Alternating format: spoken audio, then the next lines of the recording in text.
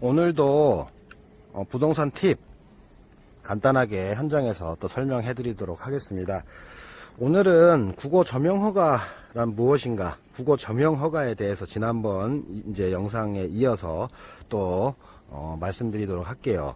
국어 점용 허가란 말 그대로 국어의 목적 외에 다른 용도로 사용 승인을 받는 것인데, 승인은 재량권이라서 현실적으로 승인받는 것이 솔직히 수월한 경우도 있지만 좀 까다로운 경우도 많습니다.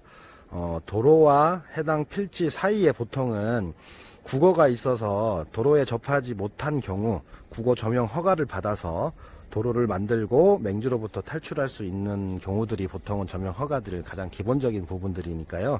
그거 부분 알고 계시면 될 것 같고, 여기서 중요한 거는 모든 국어가 점용 허가를 받을 수 있는 것은 아니기 때문에 담당 부서에 먼저 문의를 해서 꼭 확인부터 하셔야 됩니다. 토지를 매입하실 때 무조건 점용 허가 받아서 건축이 될 거라고 생각하고 매입을 하시거나 점용 허가 받아서 맹지로 뭐 탈출을 해서 길을 낼 수 있을 거라 생각하시면 안 됩니다.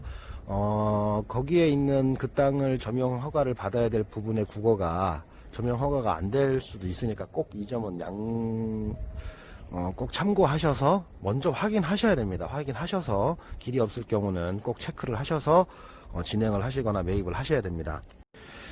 절차는 뭐 따로 복잡할 건 없는데, 뭐 신청서라든지 뭐 여러 가지 이것들은 조금 이따가 제가 뭐 화면으로 하나 띄워드릴게요. 캡처해서 띄워드리고, 비용이 이제 또 궁금하신 분들 있을 거예요.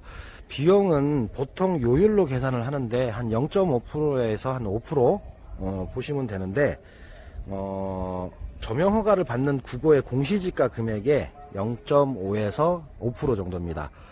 공시지가 곱하기 제곱미터, 그러니까 이제 제곱미터면 공시지가 그대로 곱하면 제곱미터, 총 제곱미터가 나오죠. 거기에 0.5%에서 5%. 거기에 곱하기 사용할, 면적 부분. 점용 허가를 받아야 될 면적 부분. 이제는 비행기를 떠나서 이제는 고음을 삽니다.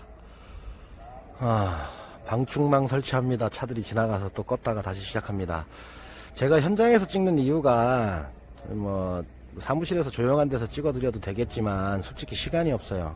사무실에 앉아서 뭐 이렇게 팁을 촬영해서 뭐 녹음해가지고 할 시간이 솔직히 없습니다. 죄송한 말씀이지만, 그래서 현장에 나온 김에 제가 한 5분 10분 시간을 내서 여러분들께 좀 도움이 될 수 있는 팁을 좀 드리니까 뭐 소음이나 이런 것들은 좀 양해 좀 부탁드릴게요. 다시 이어가겠습니다. 비용 계산하는 거는 간단하게 말씀드리면 국어 공시지가 금액 곱하기 요율 곱하기 면적, 사용할 면적 부분, 그렇게 해서 곱하시면 사용료 계산이 됩니다. 통상적으로 조그맣게 뭐 작게 다리 하나 내거나 뭐 길을 좀 그렇게 뭐 크지 않게 보통 내면 연 한 15,000원, 2만원, 뭐 그 정도 좀 많이 한다 하더라도 보통 공시지가가 낮기 때문에 한 1, 20만원, 연으로 냅니다. 연으로 1년에 15,000원, 2만원이에요. 1년에 10만원, 20만원이고, 그 정도 보통 점용 허가, 사용료가 보통 그렇게 부과가 되니까 그렇게 비싼 거는 아닙니다. 그것도 참고하시면 될 것 같고요.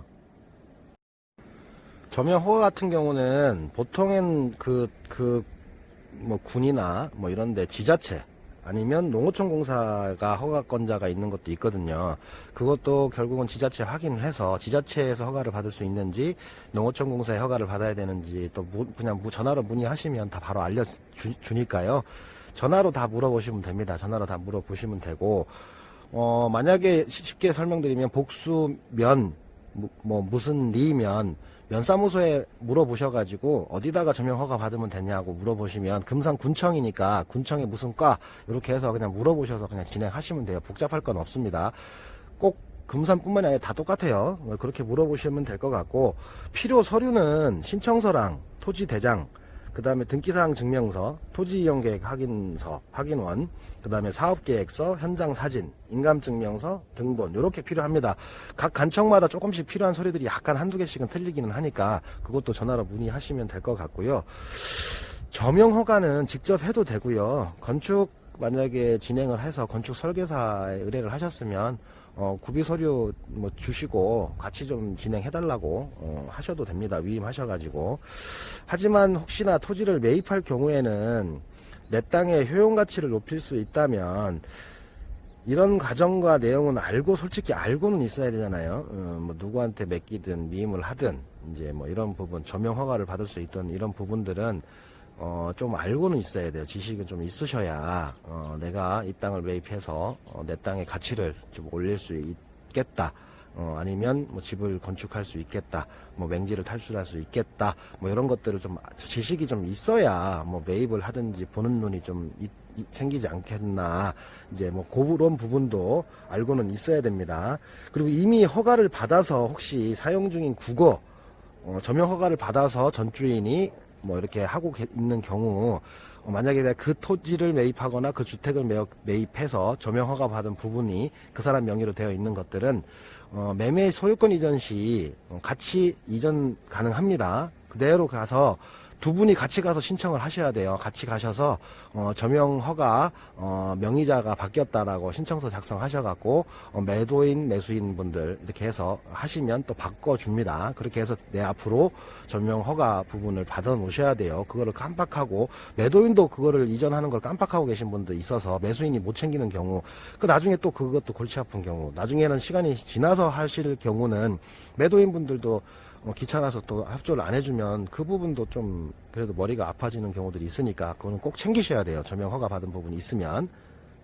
자, 오늘은 점용 허가 부분에 대해서 이제 간단하게 좀 설명을 드렸고요. 추가적으로 궁금한 것들 있으면 댓글로 달아주시면 제가 또 답변 드리도록 할 테니까요. 궁금하신 거 있으면 전화 주시거나 댓글 남겨주시면 될 것 같고요. 다음번에도 또 국어 또 이어서 또 부동산 팁 드리도록 하겠습니다. 감사합니다.